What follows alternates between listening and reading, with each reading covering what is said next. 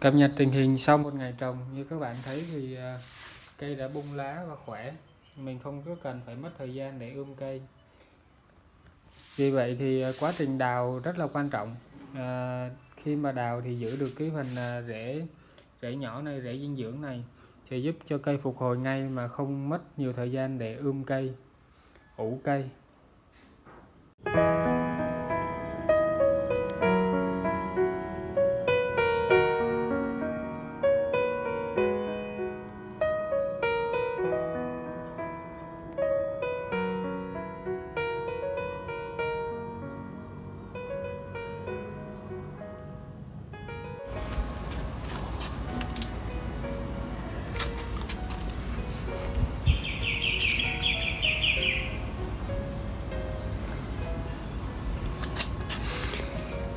Chào các bạn, đây là cái cây mà mình đào hôm bữa.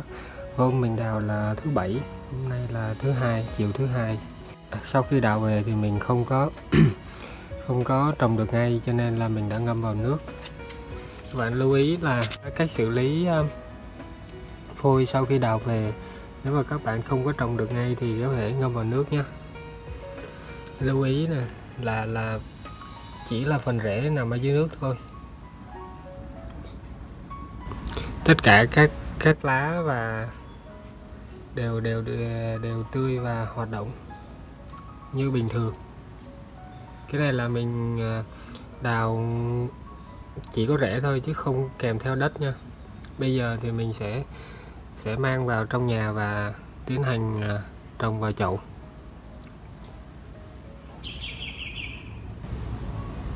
Đây cho các bạn xem.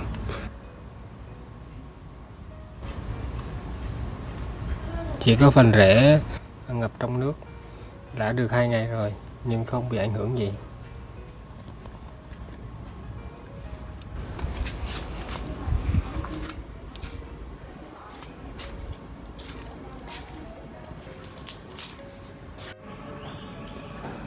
Chào các bạn đã quay trở lại với kênh Anh Chàng Trồng Cây của mình.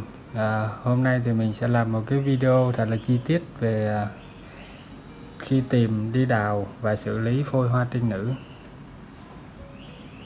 Ở đây thì mình vừa mới được bạn chỉ cho một cây hoa trinh nữ to nên là đã đi đào về.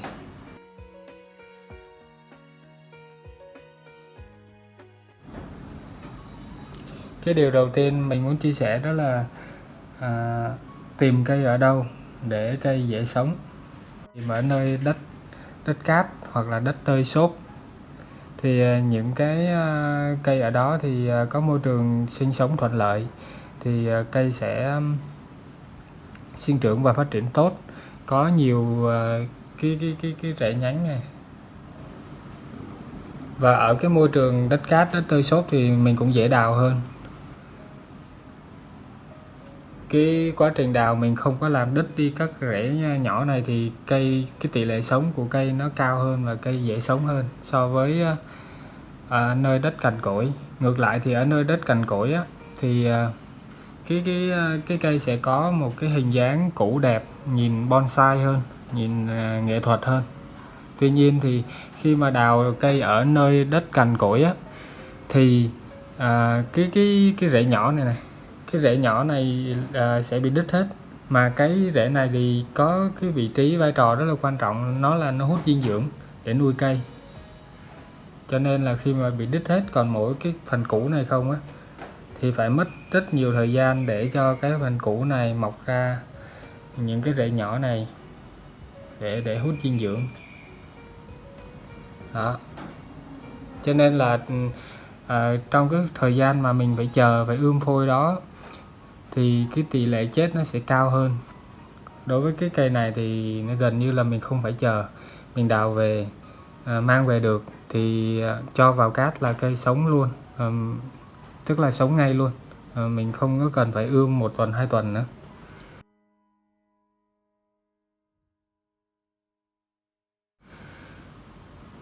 Điều thứ hai nữa là trước khi đào mình nên làm gì? Nếu mà có thể có điều kiện á, thì trước khi đào á, bạn nên tưới ẩm cho cái chỗ đất cái chỗ cây trên nữa để mà mình dễ đào hơn. Cái thứ hai nữa là để làm cho đất mềm thì cái rễ nhỏ này nè nó vẫn còn.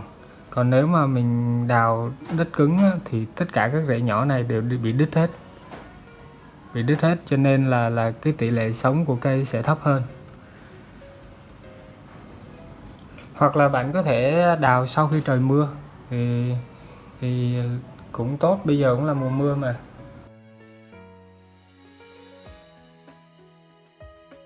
Điều thứ ba đó là mình muốn lưu ý đó là khi mà nếu mà đào cây ở nơi có đất tơi xốp, môi trường sống thuận lợi á, thì cái phần rễ cọc này nè nó được thoải mái tự do phát triển, cho nên nó khá là dài, từ 30 đến 40 cm, cho nên là khi mình đào thì mình cần cẩn thận để giữ được cái phần rễ này. Như mình đây nè, mình quá nóng vội cho nên là mình đã làm đứt cái phần rễ này, đáng lẽ nó có thể dài hơn nữa nhưng mà mình đã làm đứt rễ. May sao là cây không bị sốc, bởi vì nó vẫn còn rất là nhiều cái rễ phụ này. Chính cái rễ phụ này đã giúp cho cây sống sót. Tiếp theo mình muốn chia sẻ là sau khi đào về, nếu mình chưa có trồng ngay thì mình xử lý cái phần gốc, phần phôi này như thế nào. Thì sau khi đào về, mà chính bản thân mình, cái cây này mình đào hôm thứ Bảy, hôm nay là thứ Hai ngày 18, mình đào hôm thứ Bảy ngày 16. Thì sau khi đào về thì mình chưa có quay được video ngay, cho nên là mình đã bỏ nó vào thau nước. Cái việc bỏ vào thau nước thì sau khoảng 5 phút là cây đã phục hồi lại.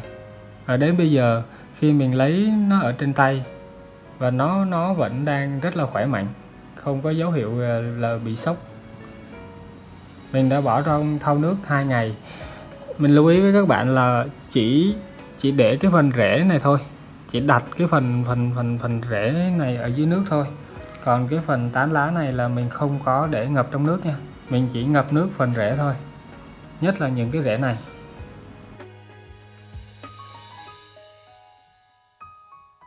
Lưu ý tiếp theo đó là việc cắt tỉa.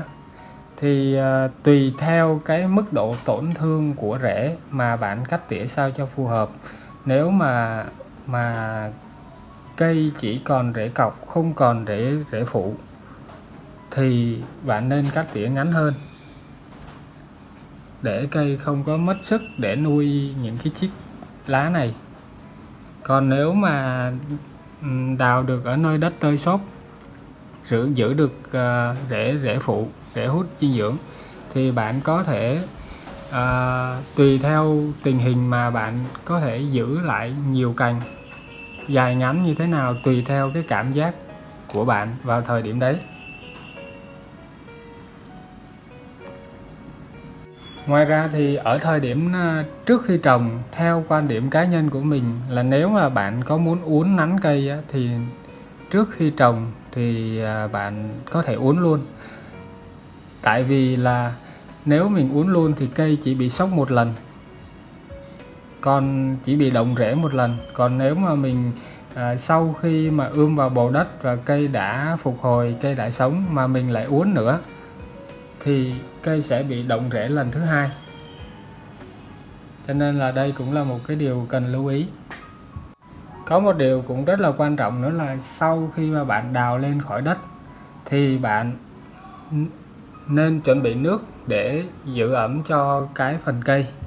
Chắc chắn là phải làm như vậy, nếu không cái phần rễ này là sẽ bị tổn thương và chết nè. Cho nên là khi bạn đào được cây khỏi đất thì bạn phải chuẩn bị nước để tưới ẩm toàn bộ, và sau đó bỏ vào bịch ni lông hoặc là bỏ vào trong hộp xốp để mà giữ cho cái rễ nhỏ này không bị tổn thương, không bị khô, thì chắc chắn cây sẽ sống. Còn nếu mà là để cho rễ bị khô, cái phần rễ con này bị chết đi thì tỷ lệ chết sẽ rất là cao.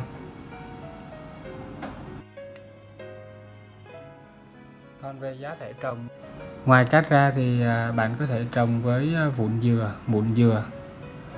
Tuy nhiên á, hoặc là có thể trộn hai thứ đó lại với nhau. Tuy nhiên á, thì mình vẫn trung thành với cát hơn. Tại vì là mình trồng với cát mình thấy tỷ lệ sống nó cao, với lại sự che phủ rễ của nó đối với các loại đối với rễ nhỏ này thì rất là tốt. Nó có thể là phủ kín và mịn để che phủ hết các rễ nhỏ này, bảo vệ rễ và giữ ẩm cho rễ. Thì sau đây mình sẽ trồng.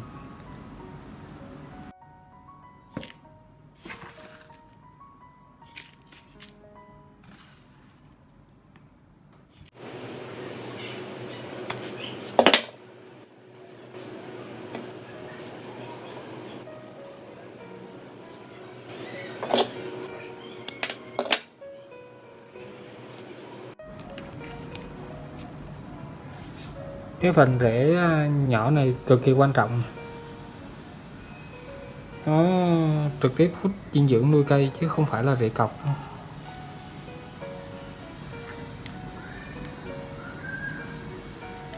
Nếu các bạn giữ được rễ nhỏ này thì cây nó ngay ngày mai thì nó sẽ tươi tốt lại, không có cần phải chờ 1-2 tuần gì cả.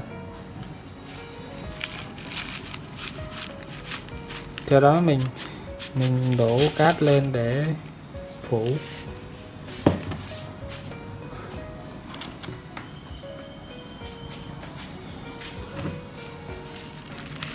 Phủ cái rễ nhỏ này thực sự là cũng hơi tiếc, tại vì mình đã làm mất cái phần rễ rồi, mất phần rễ chính rồi.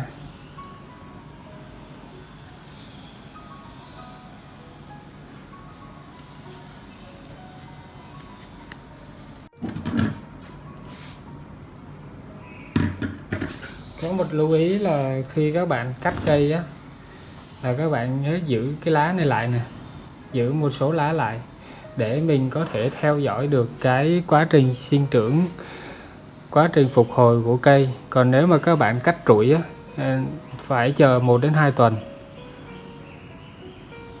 Thì đầu tiên là cái phần rễ cọc này sẽ sinh ra rễ non trước, sau đó phần rễ non này sẽ hút dinh dưỡng nuôi cây, rồi cây phục hồi và mới ra lá mầm. Thì rất là lâu, trong khi các bạn giữ lại lá, giữ lại lá mầm, giữ lại rễ non, thì mình có thể theo dõi được là cây của mình ok hay không ok. Chứ còn không thì mình phải cứ nhìn vô cái gốc cây rồi chờ, mình không biết là nó đang như thế nào. Còn nếu mà cây khỏe ok thì nó sẽ bung ra lá vào ngày hôm sau mà mình có thể ngắm nó luôn, không phải hồi hộp chờ đợi nữa. Đó là cái mẹo của mình dành cho các bạn.